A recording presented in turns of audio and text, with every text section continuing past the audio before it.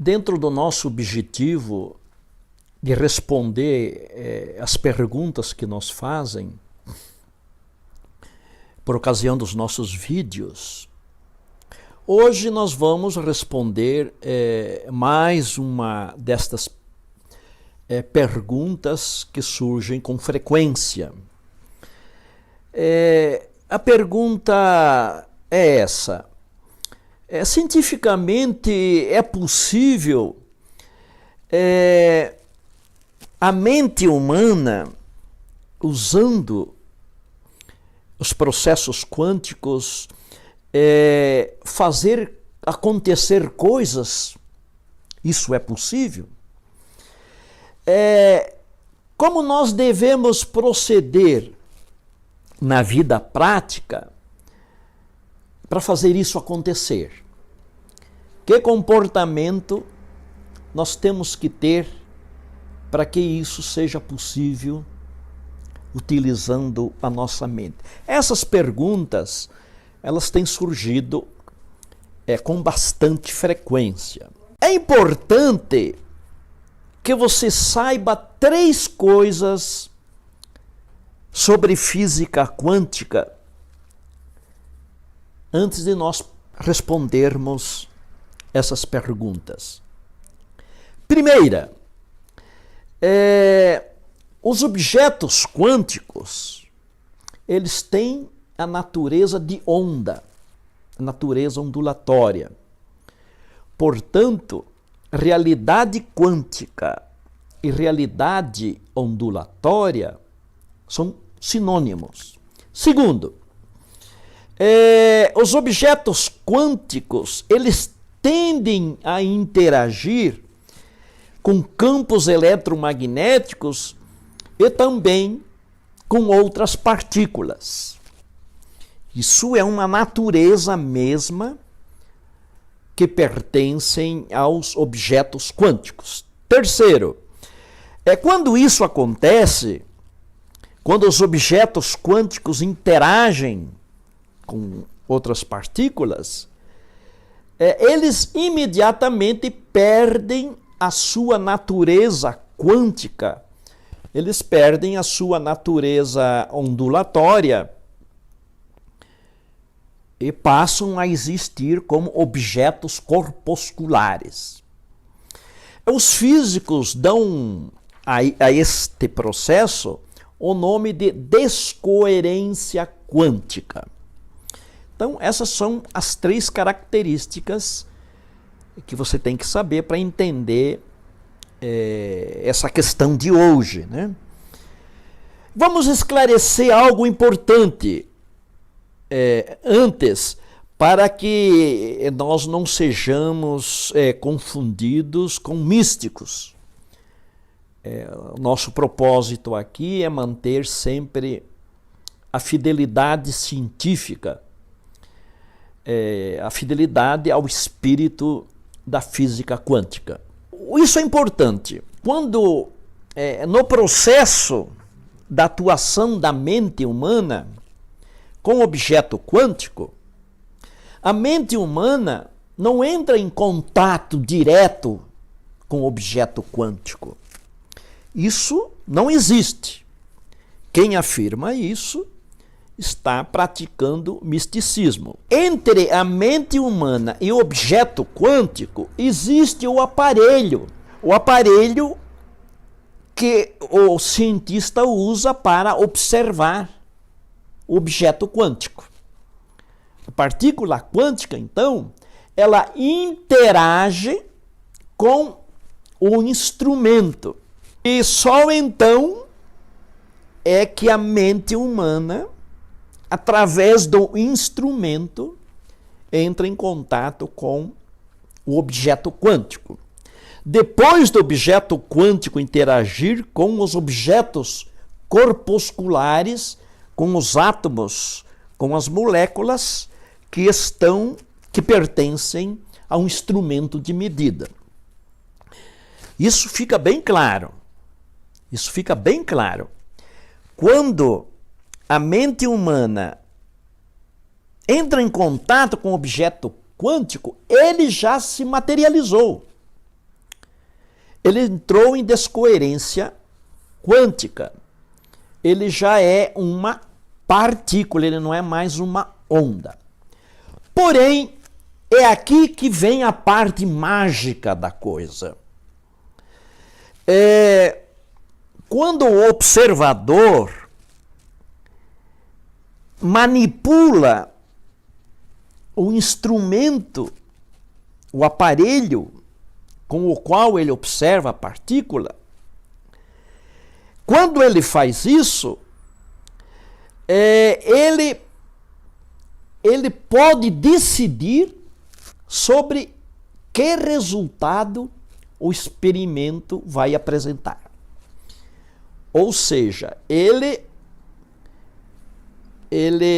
manipula um instrumento de observação e quando ele faz isso, ele altera a natureza do resultado. Ele pode escolher, então, que fenômeno que vai acontecer. Esta é a parte que a mente do observador interage. E quanto a isso, os físicos, nenhum físico tem dúvida. Mesmo os físicos declaradamente ateus e materialistas, eles concordam que ao manipular os instrumentos, a mente do observador escolhe se a partícula vai se apresentar na forma corpuscular ou na forma ondulatória. E isso é uma coisa fantástica. Já tem provas, isso aí já está bem provado. A primeira prova, nós podemos lembrar, é um aparelho chamado interferômetro de Mach-Zehnder. Isso foi desenvolvido em 1892, né, pelo cientista Ludwig Zehnder, que é alemão, e Max Zehnder, que é austríaco. Então, ali, neste aparelho, manipulando esse aparelho, a mente do observador decide qual é o resultado que o experimento vai mostrar. A segunda prova é muito conhecida nos livros de física quântica, nas palestras, no curso, que é o experimento da fenda dupla. De acordo como o observador interfere na fenda, iluminando ela ou não, ele altera o resultado do fenômeno. Em 1978, o aparelho, o interferômetro de Mach-Zehnder, foi exaustivamente estudado pelo grande físico norte-americano John Archibald Wheeler. E ele, então, fez uma variação no experimento chamado escolha retardada. Essa escolha retardada é algo assim, manipulando um instrumento no presente, essa manipulação que o cientista faz no presente, faz o elétron, ou o fóton, ou a partícula observada, voltar para o passado. E lá no passado, se comportar diferente, aí volta no presente com um comportamento diferente.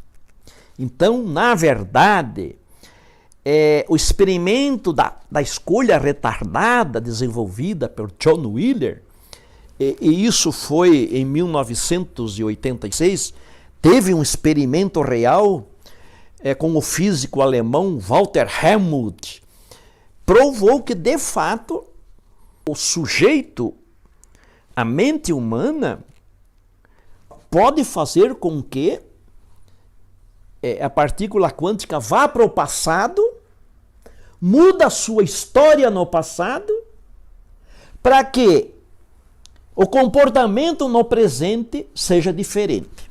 Isso é uma coisa extremamente mal assombrada da física quântica. Então, agora, trazendo a coisa para o nosso lado. Vocês lembram do princípio da simetria, né? Que as leis que regem as partículas regem também as atividades humanas, regem os relacionamentos humanos, os projetos humanos, regem também os processos de cura de doenças. Isso chama-se princípio da simetria, nós já vimos em vídeos passados. Isso aqui é uma coisa extremamente importante.